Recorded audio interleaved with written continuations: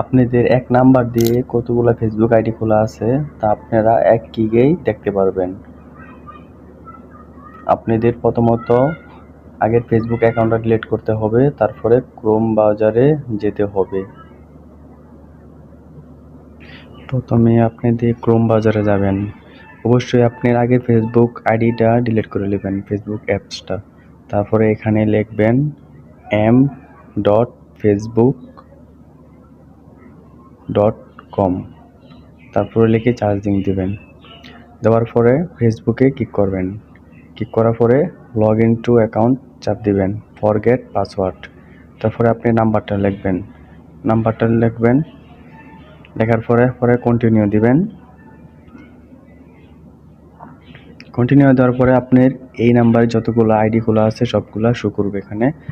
আপনি যে আইডিটা আনতে চাচ্ছেন সেই আইডিটা চাপ দিবেন।